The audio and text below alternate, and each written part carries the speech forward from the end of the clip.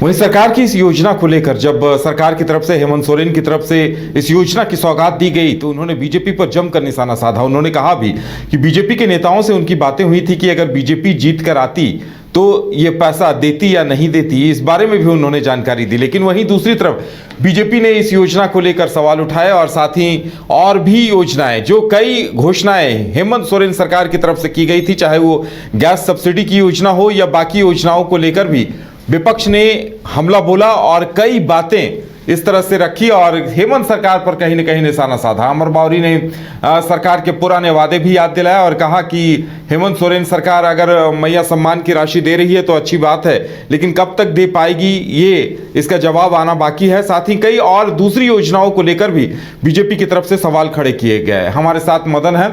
मदन, क्या कुछ कहा गया बीजेपी की तरफ से इस मौके पर?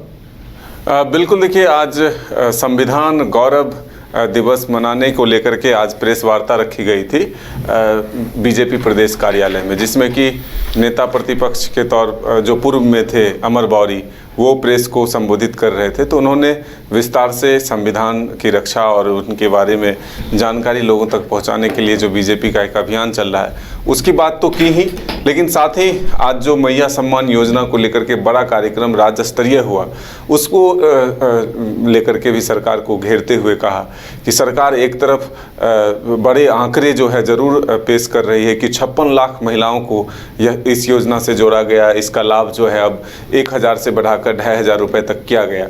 लेकिन इसके बाद जो दिव्यांग लोग हैं, जो बूढ़े माता पिता हैं, उनके पेंशन के पैसे जो हैं वो अगर रोक दिए जाते हैं तो इससे कहीं ना कहीं उन्हें दिक्कतों का सामना करना पड़ रहा है। तो सरकार एक तरफ लोगों के चेहरे पर खुशी तो ला रही है, लेकिन दूसरी तरफ वहीं उदासी और नाराज़गी है।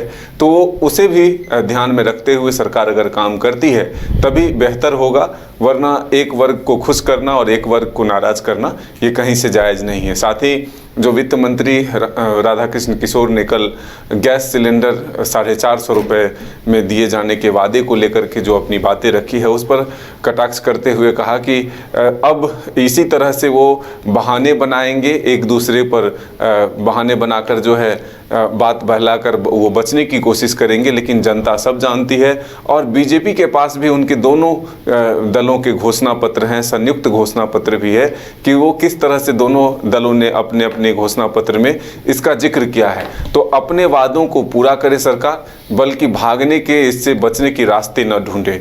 तो आज पूरी तरह से कहें तो अमर बावरी ने सरकार को घेरने की भी कोशिश इस प्रेस वार्ता के माध्यम से किया है। तो अब देखना होगा कि आने वाले दिनों में जो सरकार ने ज़रूर वादे किए हैं 450 रुपये में गैस सिलेंडर देने का, वो कब तक पूरा करती है।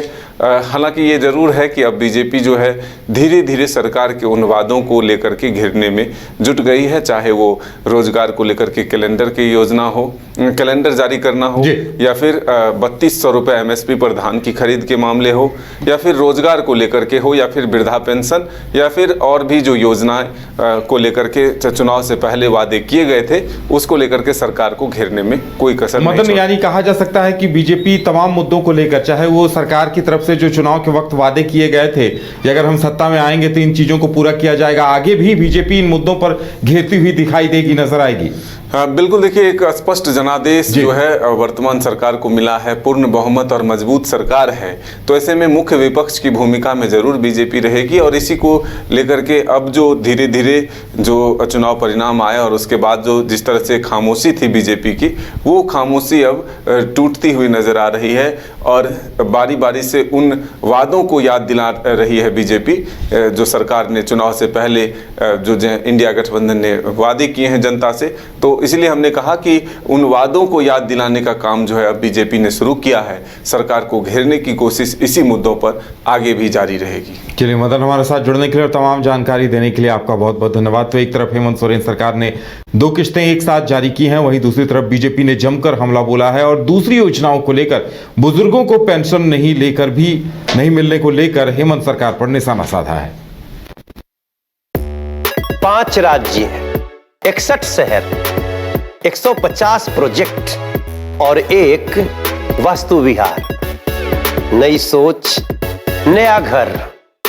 बनाए रखिए अपना प्यार, सेवा में है वास्तु विहार।